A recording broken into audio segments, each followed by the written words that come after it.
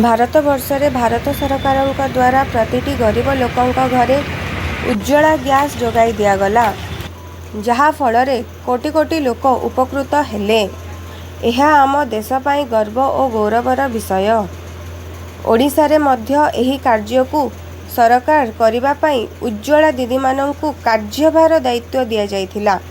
ସେମାନେ ସରକାରଙ୍କ ଏହି ଯୋଜନାକୁ ସଫଳ କରିବା ଦିଗରେ ସହଯୋଗର ହାତ ବଢ଼ାଇଥିଲେ। ଓଡ଼ିଶାରେ କାର୍ଯ୍ୟରତ ଉଜ୍ଜ୍ୱଳା ଦିଦିମାନଙ୍କୁ ସରକାର ଅଣଦେଖା କରିଥିବାରୁ ଭାରତୀୟ ମଜଦୁର ସଂଘ ଦ୍ୱାରା ପରିଚାଳିତ ଓଡ଼ିଶା ରାଜ୍ୟ ଉଜ୍ଜ୍ୱଳା ଦିଦି ସଂଘ ତରଫରୁ ଭାରତ ମହାମହିମ ରାଷ୍ଟ୍ରପତି ଓ ଓଡ଼ିଶା ମାନ୍ୟବର ରାଜ୍ୟପାଳଙ୍କ ନିକଟକୁ କଳାହାଣ୍ଡି ଜିଲ୍ଲାପାଳଙ୍କ ଜରିଆରେ ଦାବିପତ୍ର ଦେଇଥିଲେ।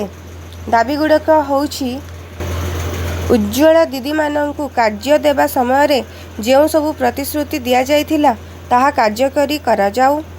ସମସ୍ତ ଉଜ୍ଜ୍ୱଳା ଦିଦିମାନଙ୍କ ପାଇଁ ସାମାଜିକ ସୁରକ୍ଷା ଯୋଗାଇ ଦିଆଯାଉ ଏବଂ ଉଜ୍ଜ୍ୱଳା ଦିଦିମାନଙ୍କୁ କର୍ମ ନିଯୁକ୍ତି ଯୋଜନାର ତାଙ୍କୁ କାମ ଯୋଗାଇ ଦେବା ସହ ପାରିଶ୍ରମିକ ଯୋଗାଇ ଦିଆଯାଉ।